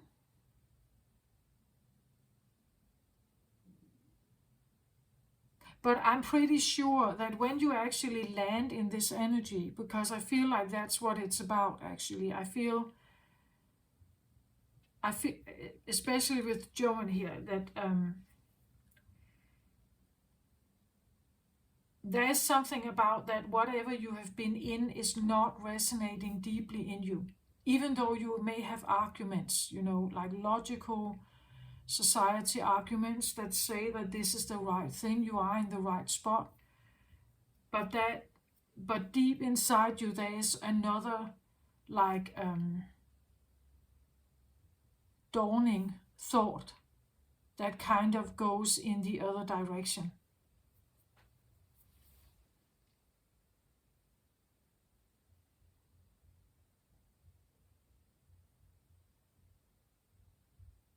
I think it's all not quite the same message as with the new moon, but there's this talk in spiritual cycles that this new moon in Scorpio is kind of the rise of, or the beginning of, a change in the masculine energy. So we are no longer it's no longer fulfilling for us to stay in jobs that we don't like, or where there is no purpose, or what we have been raised to do. Like there's an incoming, deep down, deep felt feeling, Scorpio energy, right? That something has to change, or that something is not right. Scorpio's passion also, it represents deep, strong, raw passion, or deep, strong, raw faith in something. And I feel, and Scorpio is also considered like the formless. It's still mold. It hasn't quite gotten to. It can be something we feel, right? We feel something, but it has no physical form. It could be something that we, again, the anger. It can be a feeling. It can be a tune, a tone, something that is, you can't explain it. It can be esoteric, organic. It can be spiritual. It can be intuitive. Since Scorpio is quite intuitively sensitive also, even though they can sometimes look like they hide it. And Scorpio is actually very, very deeply also committed to connection and relationship and love. But it's a very raw and vulnerable one, which is, it can feel a little bit too raw in this world. So whatever you may feel that could come up here could have this tune of something very raw and very sensitive, vulnerable. Like there could be vulnerable feelings with this. And that's why you really like aligning with it, tuning with it, prepare your heart for it, your voice for it. It takes a while. That's why the bubble is here. Yeah, this is what I have, Aries. So if you resonate, please give it a thumbs up and let me know what you think. But you are in this bubble here with a lot of things going on. A lot of maybe, as I said, raw, deep feelings, right? Like Lilith can be that. Like hurt and wounded and, like neglected, misunderstood, imprisoned, thrown away, disregarded, annihilated, destroyed, bruised. And if we think about that, how does that feel to be like that? That could be the feelings that may come up here, that you have to work your way through. Unless, like, if you're not working your way through them, you will act from them. So with revenge, or hate or bitterness, with attack and so on. And if that's not what you want, or it's not really in any way helping you in your life, then maybe you need to work through the emotions of it. Purge it.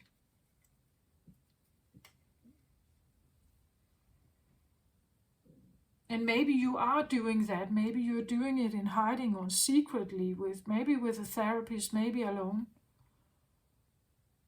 But getting some of these very raw, deep, vulnerable, and maybe, there could be toxicity here.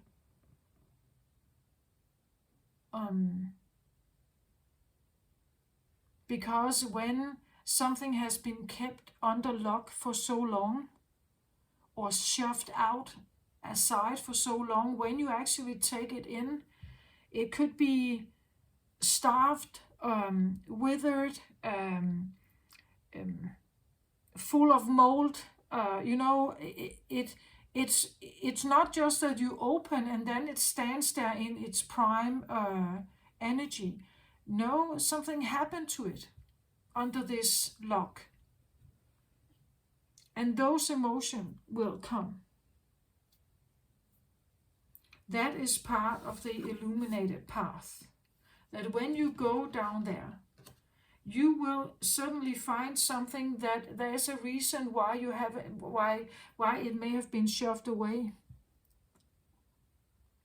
Because what she actually has was not acceptable, doable, where you may have grown up.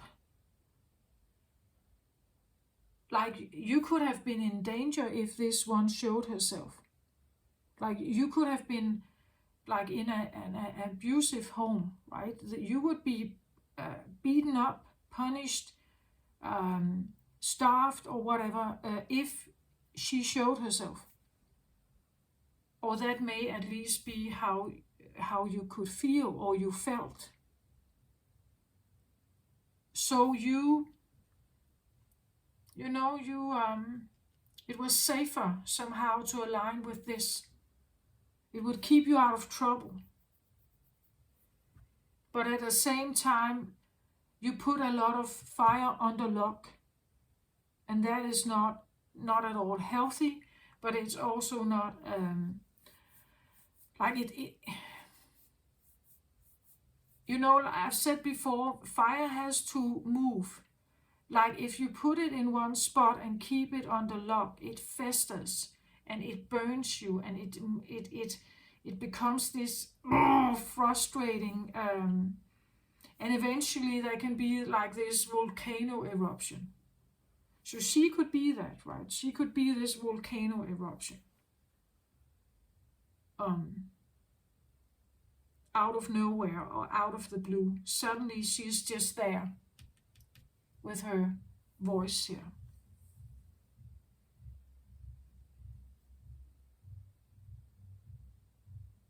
I believe that people who have been wounded can have a very sharp tongue.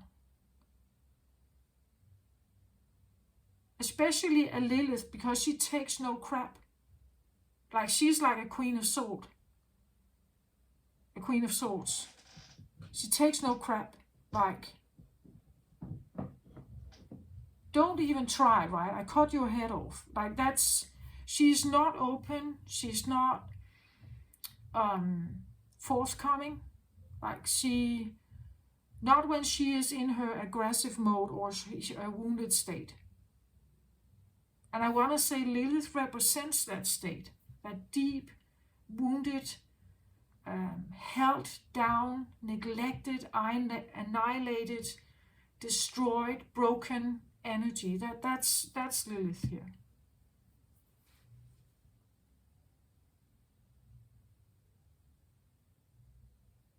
And of course you can act from that.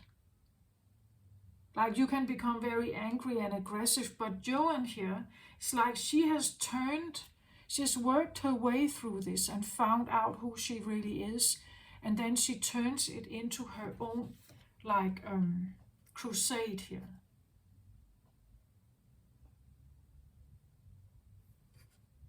And becomes, well, I said emperor before, but actually a bit like that, right? She becomes like a military leader, right?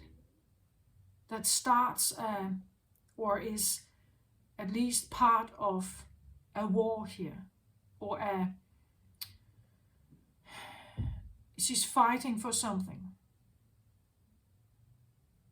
And this is where it becomes more constructive, right? That you take your pain, you work through it, you figure out what is worth fighting for, and this is then what you align your faith with. You figure out how to armor yourself. So this takes a while, right? It's something about building like the structure of something. The structure of an identity. A new identity, I think, here. Because I want to say this energy is, this doesn't feel like Aries to me. Like this feels more like Aries. Of course, there are many Aries out there, and you will all be different. But this is not, it's not your full capacity, I want to say.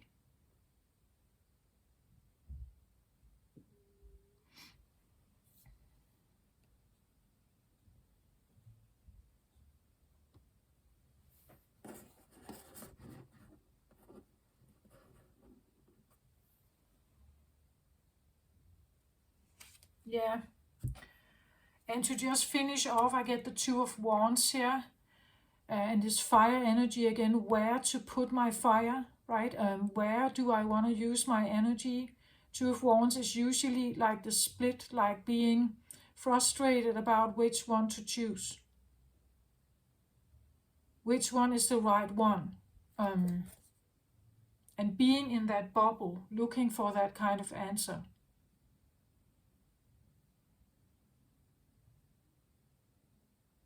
Yeah, so that is what I feel like is here. Maybe a confusing time, a feeling of like a split time, or that that you feel maybe out of balance somehow, Aries. What to choose, what to go with. Again, the familiar is usually the things that we,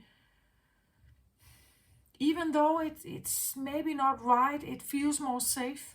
And usually there's family here or community, people we know, people we like, people we have known all our lives. We have friends like this, we have family like this. There's a kind of a foundation with that. This new thing here, it's like solo. This is on your own, right? Knowing that you will not have help from this area. Maybe they can't even help you. Like they don't have the skills, they don't have the knowledge. What they know about is something entirely different. So you have to come up with some of this on your own. It's a big, big shift. I feel like for whoever Aries is in here, this is a big, big shift. It's like, like taking all your roots up, everything you know.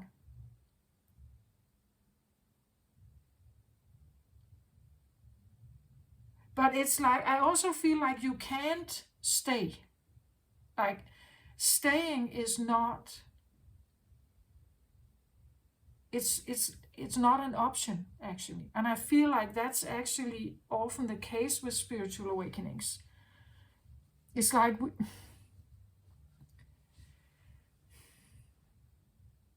it doesn't make sense to stay. Like, if I stay, I wrong myself, right? I destroy myself by staying. And that is innately also not what we want, right? And that's why we have to find this one again.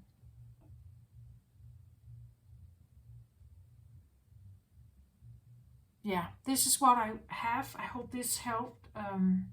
Or if it resonated, just let me know, right? If you're going through a phase like this. And Aries, you are what we call the new beginning in Zodiac, right? It's you're the first fire. So maybe you are like literally now being initiated to kind of start a process here, right? Take care of yourself, everybody out there. Rest, breathe, trust your gut, trust your heart. Even though it takes you in a direction where you just think, I can't really, like, can this really be true? Like, I don't think I fit there. Let it mold, like let it process, let it simmer, right? Don't just necessarily shove it away, unless, because when you do that, you may return right back into this. Maybe you have actually done this several times. You have missed the call, right? And now it's here again. Take care of yourself. I send you my very best, everybody. Love and light to you. Bye-bye.